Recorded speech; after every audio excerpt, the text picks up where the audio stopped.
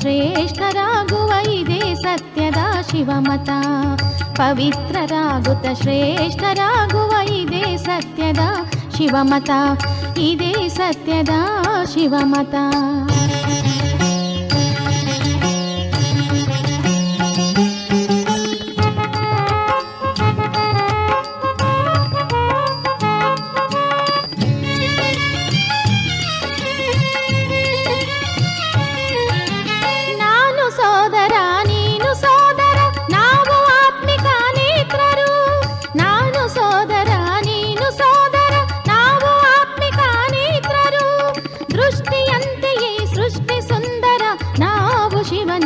ಪುತ್ರರು ದೃಷ್ಟಿಯಂತೆಯೇ ಸೃಷ್ಟಿ ಸುಂದರ. ನಾವು ಶಿವನ ಪುತ್ರರು, ನಾವು ಶಿವನ ಪುತ್ರರು. ಪವಿತ್ರ ಗುಣದ ಪವಿತ್ರ ಚರಿತೆಯ ಉನ್ನತೋನ್ನತ ಶ್ರೀಮತ. ಪವಿತ್ರರಾಗುತ್ತ ಶ್ರೇಷ್ಠರಾಗುವ ಇದೇ ಸತ್ಯದ ಶಿವಮತ. ಇದೇ ಸತ್ಯದ ಶಿವಮತ.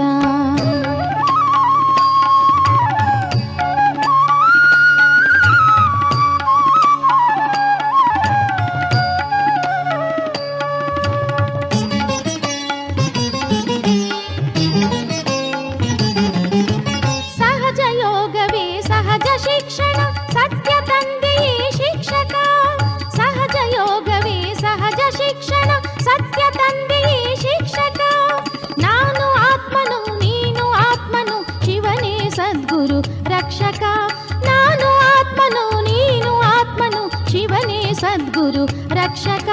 ಶಿವನೇ ಸದ್ಗುರು ರಕ್ಷಕ. ಪವಿತ್ರ ಗುಣದ ಪವಿತ್ರ ಚರಿತೆಯ ಉನ್ನತೋನ್ನತ ಶ್ರೀಮತ.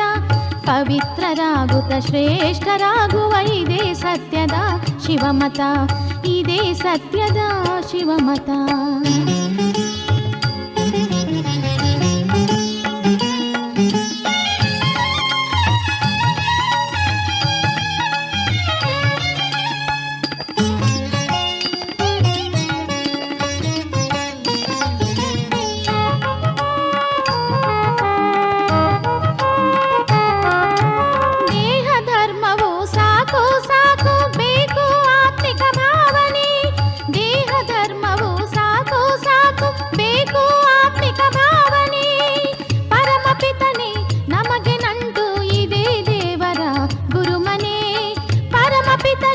ನಮಗೆ ನಂಟು ಇದೇ ದೇವರ ಗುರುಮನೆ.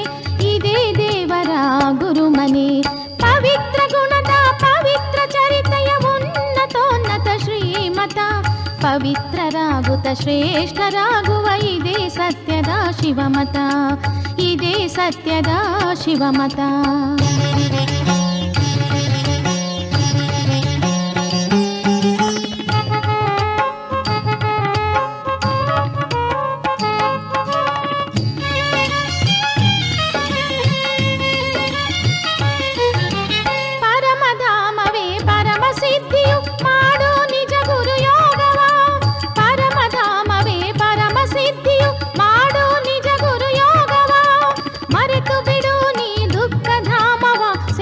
ಸದ್ಗುರುಧಾಮವ ಮರೆತು ಬಿಡು ನೀ ದುಃಖ ಧಾಮವ ಸೇರು ಸದ್ಗುರುಧಾಮವ ಸೇರು ಸದ್ಗುರುಧಾಮವ.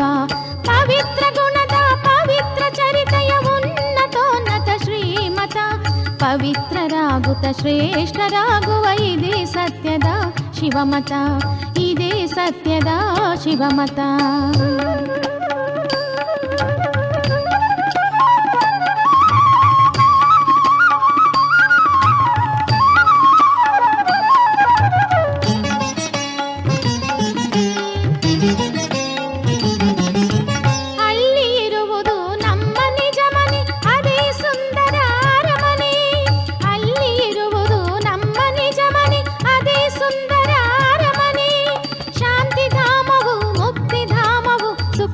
ಸುಂದರ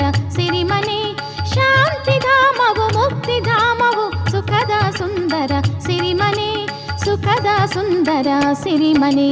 ಪವಿತ್ರ ಗುಣದ ಪವಿತ್ರ ಚರಿತೆಯ ಉನ್ನತೋನ್ನತ ಶ್ರೀಮತ, ಪವಿತ್ರ ಗುಣದ ಪವಿತ್ರ ಚರಿತೆಯ ಉನ್ನತೋನ್ನತ ಶ್ರೀಮತ.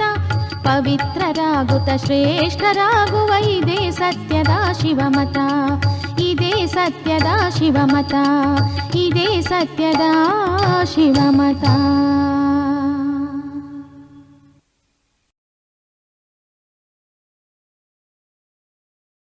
ಓಂ ಶಾಂತಿ. ಇಂದಿನ ದಿನಾಂಕ 28/12/2024. ಪ್ರಾರ್ಥ ಮುರುಳಿ. ಬಾಪ್ತಾದ ಮಧುಬನ. ಮಧುರ ಮಕ್ಕಳೇ, ನಿಮ್ಮನ್ನು ಸರ್ವ ಖಜಾನೆಗಳಿಂದ ಸಂಪನ್ನರನ್ನಾಗಿ ಮಾಡಲು ತಂದೆಯು ಬಂದಿದ್ದಾರೆ. ನೀವು ಕೇವಲ ಈಶ್ವರೀಯ ಮತದಂತೆ ನಡೆಯಿರಿ. ಚೆನ್ನಾಗಿ ಪುರುಷಾರ್ಥ ಮಾಡಿ ಆಸ್ತಿಯನ್ನು ತೆಗೆದುಕೊಳ್ಳಿ. ಮಾಯೆಯಿಂದ ಸೋಲನ್ನು ಅನುಭವಿಸಬೇಡಿ. ಪ್ರಶ್ನೆ: ಈಶ್ವರೀಯ ಮತ, ದೈವಿ ಮತ ಮತ್ತು ಮನುಷ್ಯ ಮತದಲ್ಲಿ ಮುಖ್ಯ ಅಂತರವೇನಿದೆ? ಉತ್ತರ: ಈಶ್ವರೀಯ ಮತದಿಂದ ನೀವು ಮಕ್ಕಳು ಹಿಂತಿರುಗಿ ಮನೆಗೆ ಹೋಗುತ್ತೀರಿ ಮತ್ತು ಹೊಸ ಪ್ರಪಂಚದಲ್ಲಿ ಬಂದು ಶ್ರೇಷ್ಠ ಪದವಿಯನ್ನು ಪಡೆಯುತ್ತೀರಿ. ದೈವಿ ಮತದಿಂದ ನೀವು ಸದಾ ಸುಖಿಯಾಗಿರುತ್ತೀರಿ, ಏಕೆಂದರೆ ಅದು ಸಹ ತಂದೆಯ ಮೂಲಕ ಈ ಸಮಯದಲ್ಲಿ ಸಿಕ್ಕಿರುವ ಮತವಾಗಿದೆ. ಆದರೂ ಸಹ ನೀವು ಕೆಳಗೆ ಇಳಿಯುತ್ತೀರಿ. ಮನುಷ್ಯ ಮತವು ದುಃಖಿಯನ್ನಾಗಿ ಮಾಡುತ್ತದೆ. ಈಶ್ವರೀಯ ಮತದಂತೆ ನಡೆಯಲು ಮೊಟ್ಟ ಮೊದಲಿಗೆ ಓದಿಸುವಂತಹ ತಂದೆಯ ಪ್ರತಿ ಪೂರ್ಣ ನಿಶ್ಚಯವಿರಲಿ. ಓಂ ಶಾಂತಿ. ತಂದೆಯು ಅರ್ಥವನ್ನಂತೂ ತಿಳಿಸಿದ್ದಾರೆ. ನಾನು ಆತ್ಮ ಶಾಂತ ಸ್ವರೂಪನಾಗಿದ್ದೇನೆ. ಓಂ ಶಾಂತಿ ಎಂದು ಹೇಳಿದಾಗ ಆತ್ಮಕ್ಕೆ ತನ್ನ ಮನೆಯ ನೆನಪು ಬರುತ್ತದೆ. ನಾನಾತ್ಮ ಶಾಂತ ಸ್ವರೂಪನಾಗಿದ್ದೇನೆ. ಕರ್ಮೇಂದ್ರಿಯಗಳು ಸಿಕ್ಕಿದಾಗ ಆತ್ಮವು ಮಾತಿನಲ್ಲಿ ಬರುತ್ತದೆ.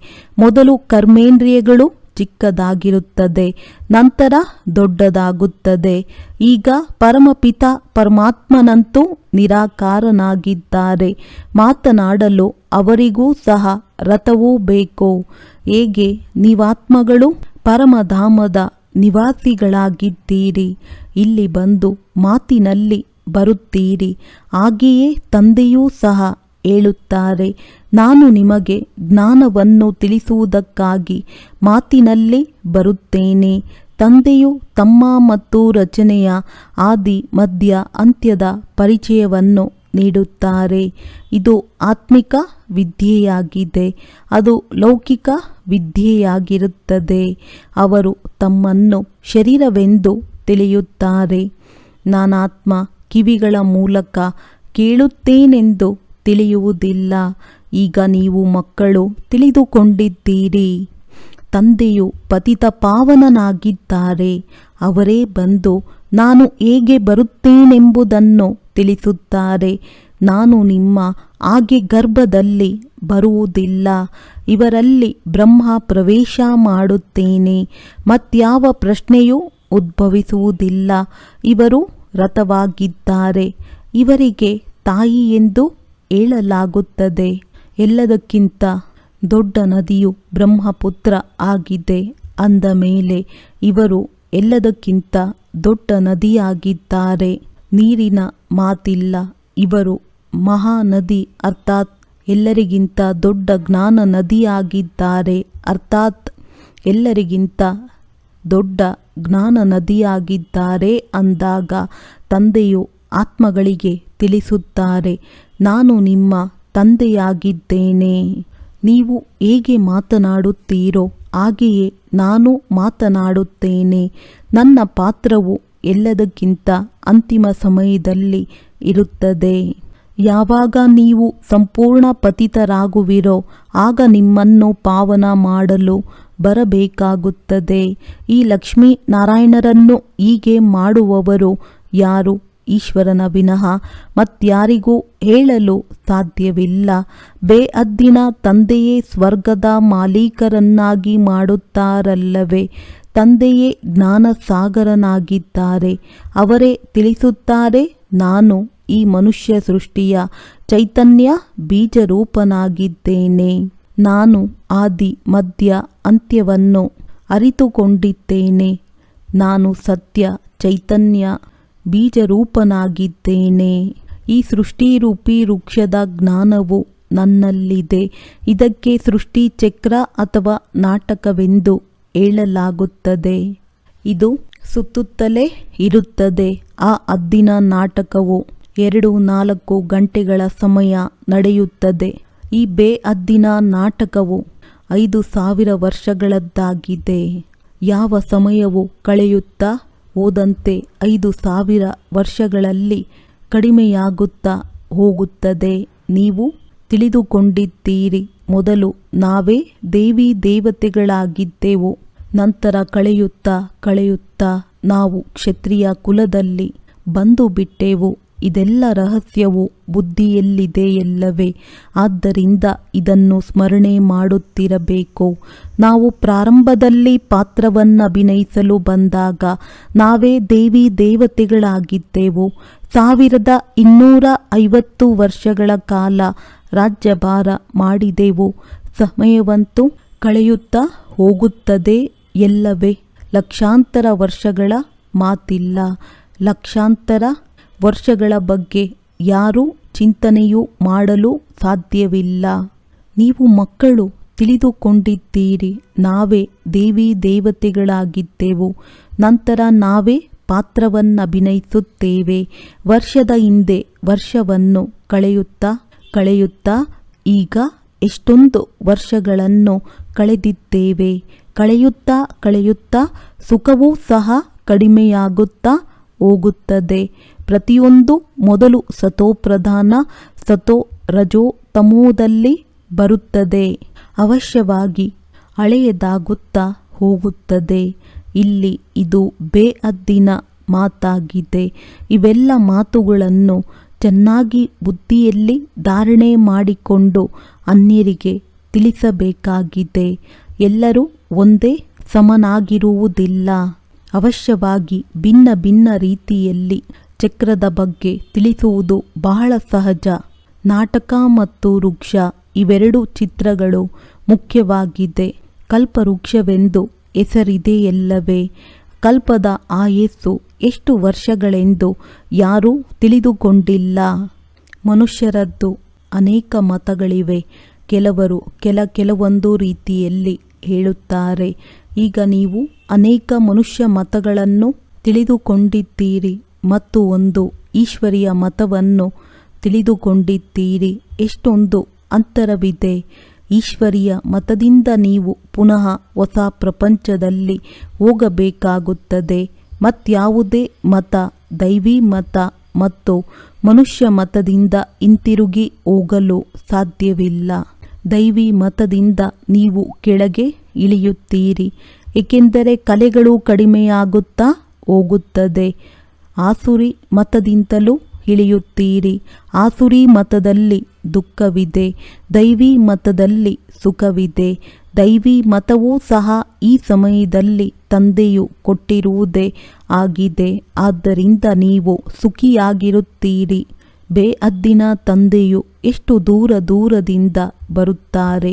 ಮನುಷ್ಯರು ಸಂಪಾದನೆ ಮಾಡಲು ಹೊರಗೆ ಹೋಗುತ್ತಾರೆ. ಯಾವಾಗ ಬಹಳ ಹಣವು ಬರುವುದೋ ಆಗ ಹಿಂತಿರುಗಿ ಬರುತ್ತಾರೆ. ತಂದೆಯೂ ಸಹ ಹೇಳುತ್ತಾರೆ, ನಾನು ನೀವು ಮಕ್ಕಳಿಗಾಗಿ ಬಹಳ ಖಜಾನೆಗಳನ್ನು ತೆಗೆದುಕೊಂಡು ಬರುತ್ತೇನೆ, ಏಕೆಂದರೆ ನನಗೆ ಗೊತ್ತಿದೆ ನಿಮಗೆ ಸಂಪತ್ತನ್ನು ಕೊಟ್ಟಿದ್ದೆನು. ಅದೆಲ್ಲವನ್ನು ನೀವು ಕಳೆದುಕೊಂಡಿದ್ದೀರಿ. ನಿಮ್ಮೊಂದಿಗೆ ಮಾತನಾಡುತ್ತೇನೆ. ನೀವೇ ಪ್ರತ್ಯಕ್ಷದಲ್ಲಿ ಕಳೆದುಕೊಂಡಿದ್ದೀರಿ. 5000 ವರ್ಷದ ಮಾತು ನಿಮಗೆ ನೆನಪಿದೆಯಲ್ಲವೇ? ಹೌದು ಬಾಬಾ, 5000 ವರ್ಷಗಳ ಮೊದಲು ನಿಮ್ಮೊಂದಿಗೆ ಮಿಲನ ಮಾಡಿದ್ದೆನು. ನೀವು ಆಸ್ತಿಯನ್ನು ಕೊಟ್ಟಿದ್ದೀರಿ ಎಂದು ಹೇಳುತ್ತೀರಿ. ಈಗ ನಿಮಗೆ ಸ್ಮೃತಿಯು ಬಂದಿದೆ. ಅವಶ್ಯವಾಗಿ ಬೇಹದ್ದಿನ ತಂದೆಯಿಂದ ಬೇಹದ್ದಿನ ಆಸ್ತಿಯನ್ನು ಪಡೆದುಕೊಂಡಿದ್ದೆವು. ಬಾಬಾ ತಮ್ಮಿಂದ ಹೊಸ ಪ್ರಪಂಚದ ರಾಜ್ಯಭಾಗ್ಯದ ಆಸ್ತಿಯನ್ನು ತೆಗೆದುಕೊಂಡಿದ್ದೆವು. ಅದಕ್ಕೆ ತಂದೆಯು ಒಳ್ಳೆಯದು ಮಕ್ಕಳೇ, ಮತ್ತೆ ಪುರುಷಾರ್ಥ ಮಾಡಿ ಬಾಬಾ ಮಾಯೆಯ ಭೂತವು ಸೋಲಿಸಿಬಿಟ್ಟಿತೆಂದು ಹೇಳಬೇಡಿ. ದೇಹಾಭಿಮಾನದ ನಂತರವೇ ನೀವು ಮಾಯೆಯಿಂದ ಸೋಲುತ್ತೀರಿ. ಲೋಭಕ್ಕೆ ವಶರಾಗಿ ಲಂಚವನ್ನು ತಿಂದಿರಿ. ಜೀವನೋಪಾಯದ ಮಾತೆ ಬೇರೆಯಾಗಿದೆ. ತಂದೆಗೆ ಗೊತ್ತಿದೆ, ಲೋಭವಿಲ್ಲದೆ ಹೊಟ್ಟೆಪಾಡು ನಡೆಯುವುದಿಲ್ಲ. ಪರವಾಗಿಲ್ಲ, ಬಲೆ ತಿನ್ನಿ, ಆದರೆ ಎಲ್ಲಿಯೂ ಸಿಲುಕಿ ಸಾಯಬೇಡಿ, ಮತ್ತೆ ನಿಮಗೆ ದುಃಖವಾಗುವುದು. ಹಣ ಸಿಕ್ಕಿದರೆ ಖುಷಿಯಾಗಿ ಬಿಡುತ್ತೀರಿ. ಎಲ್ಲಿಯಾದರೂ ಪೊಲೀಸರು ಹಿಡಿದುಕೊಂಡರೆ ಜೈಲಿಗೆ ಹೋಗಬೇಕಾಗುತ್ತದೆ. ಇಂತಹ ಕೆಲಸವನ್ನು ಮಾಡಬೇಡಿ, ಮತ್ತೆ ಅದಕ್ಕೆ ನಾನು ಜವಾಬ್ದಾರನಲ್ಲ. ಪಾಪ ಮಾಡಿದರೆ ಜೈಲಿಗೆ ಹೋಗುತ್ತಾರೆ.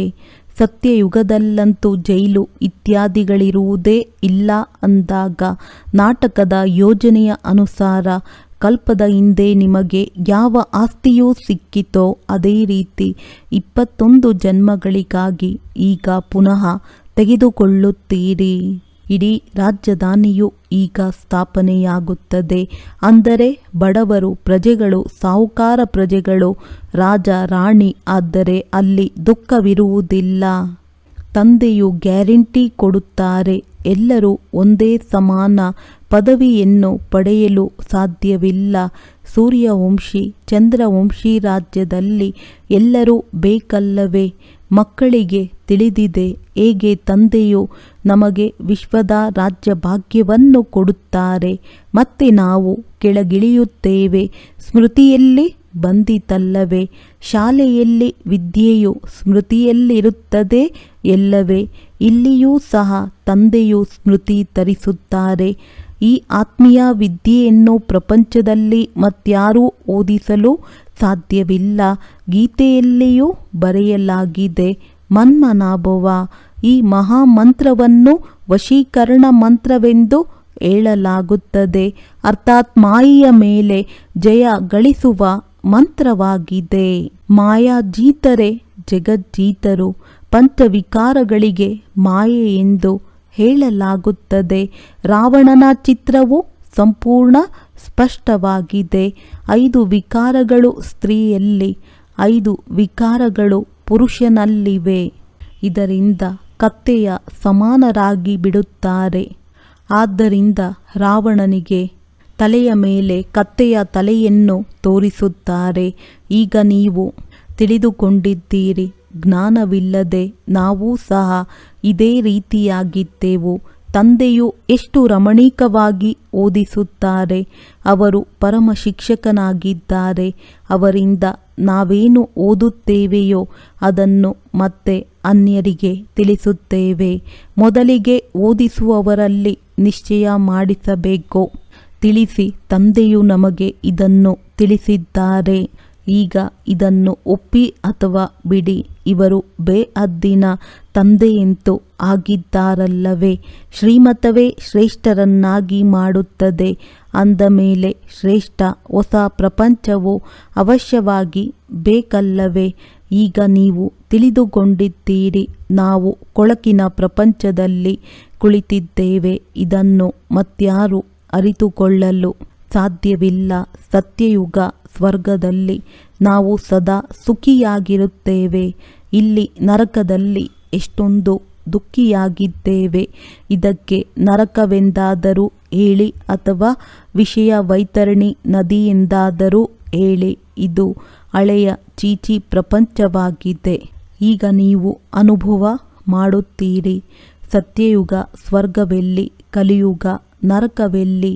ಸತ್ಯಯುಗ ಸ್ವರ್ಗಕ್ಕೆ ವಂಡರ್ ಆಫ್ ವರ್ಲ್ಡ್, ಪ್ರಪಂಚದ ಅದ್ಭುತ ಎಂದು ಹೇಳುತ್ತಾರೆ. ತ್ರೇತಾಯುಗಕ್ಕೂ ಈ ರೀತಿ ಹೇಳುವುದಿಲ್ಲ. ಇಲ್ಲಿ ಈ ಕೊಳಕು ಪ್ರಪಂಚದಲ್ಲಿರುವುದರಲ್ಲಿ ಮನುಷ್ಯರಿಗೆ ಎಷ್ಟೊಂದು ಖುಷಿಯಾಗುತ್ತದೆ. ಕೀಟವನ್ನು ಭ್ರಮರಿಯು ಬೂಬೂ ಮಾಡಿ ತನ್ನ ಸಮಾನ ಮಾಡಿಕೊಳ್ಳುತ್ತದೆ. ನೀವು ಸಹ ಕೆಸರಿನಲ್ಲಿ ಬಿದ್ದಿದ್ದೀರಿ. ನಾನು ಬಂದು ಜ್ಞಾನದ ಬೂಬೂ ಮಾಡಿ ಕೀಟಗಳಿಂದ ಅರ್ಥಾತ್ ಶೂದ್ರರಿಂದ ಬ್ರಾಹ್ಮಣರನ್ನಾಗಿ ಮಾಡಿದ್ದೇನೆ. ಈಗ ನೀವು ಡಬಲ್ ಕಿರೀಟಧಾರಿಗಳಾಗುತ್ತೀರಿ. ಅಂದ ಮೇಲೆ ಎಷ್ಟೊಂದು ಖುಷಿ ಇರಬೇಕು. ಮತ್ತು ಸಂಪೂರ್ಣ ಪುರುಷಾರ್ಥವನ್ನು ಮಾಡಬೇಕು. ಬೇಅದ್ದಿನ ತಂದೆಯು ಬಹಳ ಸಹಜ ತಿಳುವಳಿಕೆಯನ್ನು ಕೊಡುತ್ತಾರೆ. ತಂದೆಯು ಸತ್ಯವನ್ನೇ ಹೇಳುತ್ತಾರೆಂದು ಹೃದಯವು ಹೇಳುತ್ತದೆ. ಈ ಸಮಯದಲ್ಲಿ ಎಲ್ಲರೂ ಮಾಯೆಯ ಕೆಸರಿನಲ್ಲಿ ಸಿಕ್ಕಿ ಹಾಕಿಕೊಂಡಿದ್ದಾರೆ. ಹೊರಗಿನ ಶೋ ಎಷ್ಟೊಂದಿದೆ. ತಂದೆಯು ತಿಳಿಸುತ್ತಾರೆ, ನಾನು ಬಂದು ಕೆಸರಿನಿಂದ ಪಾರು ಮಾಡುತ್ತೇನೆ, ಸ್ವರ್ಗದಲ್ಲಿ ಕರೆದುಕೊಂಡು ಹೋಗುತ್ತೇನೆ. ಸ್ವರ್ಗದ ಹೆಸರನ್ನು ಕೇಳಿದ್ದೀರಿ. ಈಗಂತೂ ಸ್ವರ್ಗವಿಲ್ಲ, ಕೇವಲ ಚಿತ್ರಗಳಿವೆ. ಈ ಸ್ವರ್ಗದ ಮಾಲೀಕರು ಎಷ್ಟೊಂದು ಧನವಂತರಾಗಿದ್ದರು. ಭಕ್ತಿ ಮಾರ್ಗದಲ್ಲಿ ಪ್ರತಿನಿತ್ಯ ಬಲೆ ಮಂದಿರಗಳಿಗೆ ಹೋಗುತ್ತಿದ್ದೀರಿ. ಆದರೆ ಈ ಜ್ಞಾನವೇನೂ ಇರಲಿಲ್ಲ. ಈಗ ನೀವು ತಿಳಿದುಕೊಂಡಿದ್ದೀರಿ. ಈ ಆದಿ ಸನಾತನ ದೇವಿ ದೇವತಾ ಧರ್ಮವಿತ್ತು. ಇವರ ರಾಜ್ಯವು ಯಾವಾಗ ಇತ್ತು ಎಂಬುದೇನೂ ತಿಳಿದಿಲ್ಲ. ದೇವಿ ದೇವತಾ ಧರ್ಮಕ್ಕೆ ಬದಲು ಈಗ ಹಿಂದೂಗಳೆಂದು ಹೇಳಿಕೊಳ್ಳುತ್ತಾರೆ.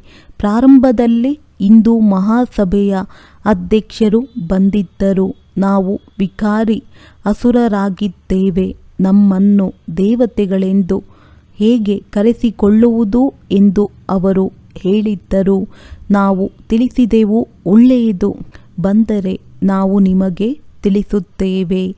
ದೇವಿ ದೇವತಾ ಧರ್ಮದ ಸ್ಥಾಪನೆ ಪುನಃ ಆಗುತ್ತಿದೆ. ಈಗ ನಾವು ನಿಮ್ಮನ್ನು ಸ್ವರ್ಗದ ಮಾಲೀಕರನ್ನಾಗಿ ಮಾಡಿಬಿಡುತ್ತೇವೆ. ಈ ರಾಜಯೋಗವನ್ನು ಕಲಿಯಿರಿ.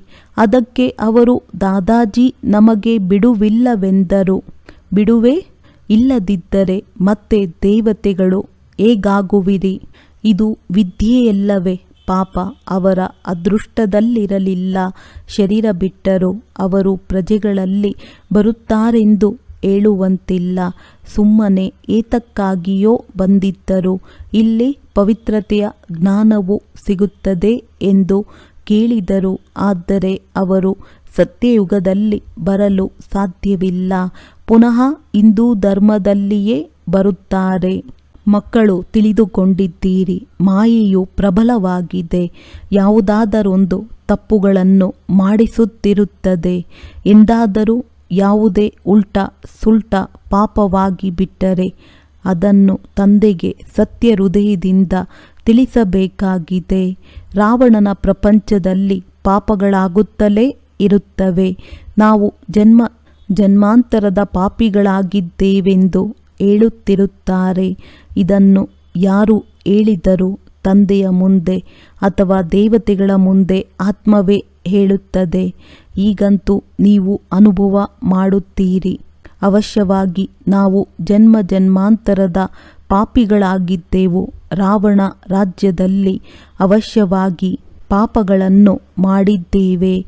ಅನೇಕ ಜನ್ಮಗಳ ಪಾಪಗಳನ್ನಂತೂ ವರ್ಣನೆ ಮಾಡಲು ಸಾಧ್ಯವಿಲ್ಲ. ಈ ಜನ್ಮದ್ದನ್ನು ತಿಳಿಸಬಹುದು. ಅದನ್ನು ತಿಳಿಸುವುದರಿಂದಲೂ ಹಗುರರಾಗಿ ಬಿಡುತ್ತೀರಿ. ಅವಿನಾಶಿ ವೈದ್ಯರ ಮುಂದೆ ಇಂತಿಂಥವರಿಗೆ ಹೊಡೆದೆವು, ಕಳ್ಳತನ ಮಾಡಿದೆವು, ಹೀಗೆ ತಮ್ಮ ಕಾಯಿಲೆಯನ್ನು ತಿಳಿಸಬೇಕು. ತಿಳಿಸುವುದರಲ್ಲಿ ಸಂಕೋಚವಾಗುವುದಿಲ್ಲ. ವಿಕಾರದ ಮಾತನ್ನು ತಿಳಿಸುವುದರಲ್ಲಿ ಸಂಕೋಚವಾಗಬೇಕು. ವೈದ್ಯರೊಂದಿಗೆ ಸಂಕೋಚ ಪಡುತ್ತೀರೆಂದರೆ ಕಾಯಿಲೆಯು ಹೋಗುವುದಾದರೂ ಹೇಗೆ? ಮತ್ತೆ ಒಳಗೆ ಹೃದಯವನ್ನು ತಿನ್ನುತ್ತಿರುತ್ತದೆ. ತಂದೆಯನ್ನು ನೆನಪು ಮಾಡಲು ಆಗುವುದಿಲ್ಲ. ಸತ್ಯವನ್ನು ತಿಳಿಸಿದರೆ ತಂದೆಯನ್ನು ನೆನಪು ಮಾಡಬಲ್ಲಿರಿ. ತಂದೆಯು ತಿಳಿಸುತ್ತಾರೆ, ವೈದ್ಯನಾದ ನಾನು ನಿಮಗೆ ಎಷ್ಟೊಂದು ಚಿಕಿತ್ಸೆ ನೀಡುತ್ತೇನೆ. ನಿಮ್ಮ ಕಾಯವು ಸದಾ ಕಂಚನವಾಗಿರುವುದು. ವೈದ್ಯರಿಗೆ ತಿಳಿಸುವುದರಿಂದ ಹಗುರರಾಗಿ ಬಿಡುತ್ತೀರಿ. ಕೆಲವರು, ಬಾಬಾ, ನಾವು ಜನ್ಮಾಂತರದಿಂದ ಪಾಪ ಮಾಡಿದ್ದೀವಿ, ಪಾಪಾತ್ಮರ ಪ್ರಪಂಚದಲ್ಲಿ ಪಾಪಾತ್ಮರೇ ಆಗಿದ್ದೇವೆ ಎಂದು ತಾವಾಗಿಯೇ ಬರೆಯುತ್ತಾರೆ. ಈಗ ತಂದೆಯು ತಿಳಿಸುತ್ತಾರೆ, ಮಕ್ಕಳೇ, ನೀವು ಪಾಪಾತ್ಮರೊಂದಿಗೆ ಯಾವುದೇ ಕಾರ್ಯವನ್ನು ಮಾಡಬಾರದು. ಸತ್ಯವಾದ ಸದ್ಗುರು ಅಕಾಲ ಮೂರ್ತಿ ತಂದೆಯಾಗಿದ್ದಾರೆ. ಅವರೆಂದು ಪುನರ್ಜನ್ಮದಲ್ಲಿ ಬರುವುದಿಲ್ಲ. ಇದಕ್ಕೆ ಅವರು ಅಕಾಲ ಸಿಂಹಾಸನವೆಂದು ಹೆಸರನ್ನಿಟ್ಟಿದ್ದಾರೆ. ಆದರೆ ಅವರು ಇದರ ಅರ್ಥವನ್ನು ತಿಳಿದುಕೊಂಡಿಲ್ಲ. ತಂದೆಯು ತಿಳಿಸುತ್ತಾರೆ, ಇದು ಭೃಕುಟಿ ಆತ್ಮನ ಸಿಂಹಾಸನವಾಗಿದೆ. ಶೋಭಿಸುವುದೂ ಸಹ ಇಲ್ಲಿಯೇ, ತಿಲಕವನ್ನೂ ಸಹ ಭೃಕುಟಿಯಲ್ಲಿಯೇ ಇಟ್ಟುಕೊಳ್ಳುತ್ತಾರಲ್ಲವೇ. ಮೂಲತಃ ತಿಲಕವನ್ನು ಬಿಂದುವಿನ ತರಹ ಇಟ್ಟುಕೊಳ್ಳುತ್ತಿದ್ದರು. ಈಗ ನೀವು ತಮಗೆ ತಾವೇ ತಿಲಕವನ್ನಿಟ್ಟುಕೊಳ್ಳಬೇಕು. ಅಂದರೆ ತಂದೆಯನ್ನು ನೆನಪು ಮಾಡುತ್ತಾ ಇರಿ.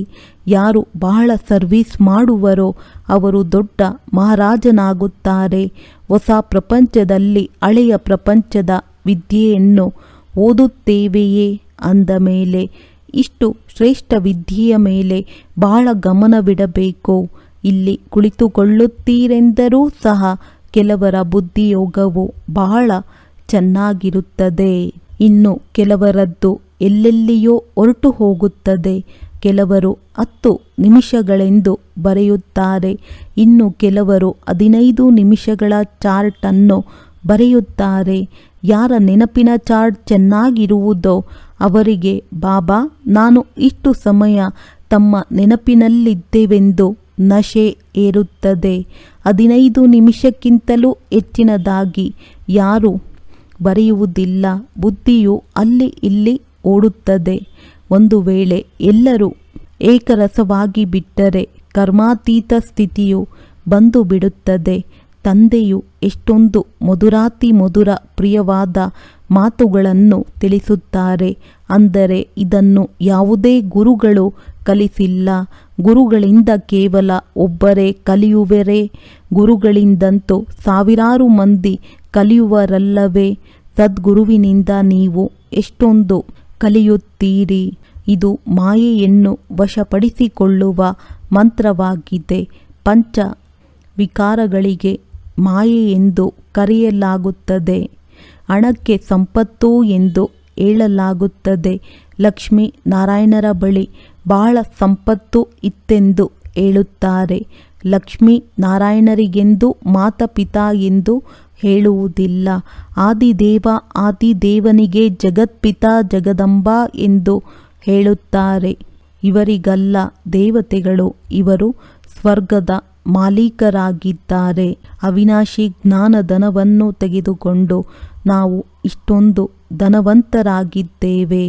ಜಗದಾಂಬೆಯ ಬಳಿ ಅನೇಕ ಆಸೆಗಳನ್ನಿಟ್ಟುಕೊಂಡು ಹೋಗುತ್ತಾರೆ. ಲಕ್ಷ್ಮಿಯ ಬಳಿ ಕೇವಲ ಹಣವನ್ನು ಬೇಡಲು ಹೋಗುತ್ತಾರೆ. ಮತ್ತೇನೂ ಇಲ್ಲ ಅಂದ ಮೇಲೆ ಯಾರು ದೊಡ್ಡವರಾದರೂ ಜಗದಾಂಬೆಯಿಂದ ಏನು ಸಿಗುತ್ತದೆ? ಲಕ್ಷ್ಮಿಯಿಂದ ಏನು ಸಿಗುತ್ತದೆ? ಇದು ಯಾರಿಗೂ ತಿಳಿದಿಲ್ಲ. ಲಕ್ಷ್ಮಿಯೊಂದಿಗೆ ಕೇವಲ ಹಣವನ್ನು ಬೇಡುತ್ತಾರೆ. ಜಗದಾಂಬೆಯಿಂದ ನಿಮಗೆ ಎಲ್ಲವೂ ಸಿಗುತ್ತದೆ. ಜಗದಾಂಬೆಯ ಹೆಸರು ಪ್ರಸಿದ್ಧವಾಗಿದೆ. ಏಕೆಂದರೆ ಮಾತೆಯರು ಬಹಳ ದುಃಖವನ್ನು ಸಹನೆ ಮಾಡಬೇಕು. ಆದ್ದರಿಂದ ಮಾತೆಯರ ಹೆಸರು ಪ್ರಸಿದ್ಧವಾಗುತ್ತದೆ. ಒಳ್ಳೆಯದು. ಆದರೂ ಸಹ ಮತ್ತೆ ತಂದೆಯು ಹೇಳುತ್ತಾರೆ, ಮಕ್ಕಳೇ, ತಂದೆಯನ್ನು ನೆನಪು ಮಾಡಿದರೆ ಪಾವನರಾಗಿ ಬಿಡುತ್ತೀರಿ. ಚಕ್ರವನ್ನು ನೆನಪು ಮಾಡಿ ದೈವಿ ಗುಣಗಳನ್ನು ಧಾರಣೆ ಮಾಡಿ ಅನೇಕರನ್ನು ತಮ್ಮ ಸಮಾನ ಮಾಡಿಕೊಳ್ಳಿ. ನೀವು ಭಗವಂತನ ವಿದ್ಯಾರ್ಥಿಗಳಾಗಿದ್ದೀರಿ. ಕಲ್ಪದ ಹಿಂದೆಯೂ ಆಗಿದ್ದೀರಿ. ಈಗಲೂ ಸಹ ಅದೇ ಲಕ್ಷ್ಯವಿದೆ. ಇದು ನರನಿಂದ ನಾರಾಯಣನಾಗುವ ಸತ್ಯ ಕಥೆಯಾಗಿದೆ. ಒಳ್ಳೆಯದು. ಮಧುರಾತಿ ಮಧುರ ಅಗಲಿ ಹೋಗಿ ಮರಳಿ ಸಿಕ್ಕಿರುವಂತಹ ಮಕ್ಕಳಿಗೆ ಪ್ರೀತಿಯ ಪಿತಾ ಬಾಪ್ತಾದಾರವರ ನೆನಪು, ಪ್ರೀತಿ ಹಾಗೂ ನಮಸ್ತೆ. ಆತ್ಮೀಯ ಮಕ್ಕಳಿಗೆ ಆತ್ಮೀಯ ತಂದೆಯ ನಮಸ್ತೆ. ಧಾರಣೆಗಾಗಿ ಮುಖ್ಯ ಸಾರ: ತಮ್ಮ ರೋಗವನ್ನು ಅವಿನಾಶಿ ವೈದ್ಯರಿಂದ ಎಂದು ಮುಚ್ಚಿಡಬಾರದು. ಮಾಯೆಯ ಭೂತಗಳಿಂದ ಸ್ವಯಂವನ್ನು ರಕ್ಷಣೆ ಮಾಡಿಕೊಳ್ಳಬೇಕು. ತಮಗೆ ರಾಜತಿಲಕವನ್ನು ಕೊಟ್ಟುಕೊಳ್ಳಲು ಅವಶ್ಯವಾಗಿ ಸರ್ವಿಸ್ ಮಾಡಬೇಕಾಗಿದೆ. ಸ್ವಯಂವನ್ನು ಅವಿನಾಶಿ ಜ್ಞಾನಧನದಿಂದ ಧನವಂತರನ್ನಾಗಿ ಮಾಡಿಕೊಳ್ಳಬೇಕಾಗಿದೆ. ಈಗ ಪಾಪಾತ್ಮರೊಂದಿಗೆ ಲೇವಾದೇವಿ ಮಾಡಬಾರದು. ವಿದ್ಯಾಭ್ಯಾಸದ ಮೇಲೆ ಸಂಪೂರ್ಣ ಗಮನ ಕೊಡಬೇಕಾಗಿದೆ.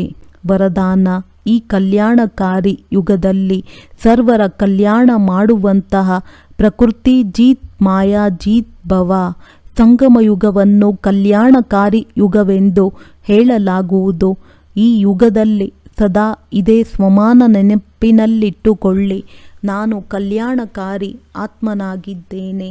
ನನ್ನ ಕರ್ತವ್ಯವೇ ಆಗಿದೆ ಮೊದಲು ಸ್ವಯಂನ ಕಲ್ಯಾಣ ಮಾಡಬೇಕು. ಮನುಷ್ಯಾತ್ಮರಿಗಲ್ಲದೆ ನಾವು ಪ್ರಕೃತಿಯ ಕಲ್ಯಾಣವನ್ನು ಸಹ ಮಾಡುವವರಾಗಿದ್ದೇವೆ. ಆದ್ದರಿಂದ ಪ್ರಕೃತಿ ಜೀತ್ ಮಾಯಾ ಜೀತ್ ಎಂದು ಕರೆಸಿಕೊಳ್ಳುವಿರಿ. ಯಾವಾಗ ಆತ್ಮ ಪುರುಷ ಪ್ರಕೃತಿ ಜೀತಾಗಿ ಬಿಡುವುದೋ ಆಗ ಪ್ರಕೃತಿಯೂ ಸಹ ಸುಖದಾಯಿಯಾಗಿ ಬಿಡುವುದು. ಪ್ರಕೃತಿ ಅಥವಾ ಮಾಯೆಯ ಅಲ್ಚಲ್ನಲ್ಲಿ ಬರಲು ಸಾಧ್ಯವಿಲ್ಲ. ಅವರ ಮೇಲೆ ಅಕಲ್ಯಾಣದ ವಾಯುಮಂಡಲದ ಪ್ರಭಾವ ಬೀಳಲು ಸಾಧ್ಯವಿಲ್ಲ.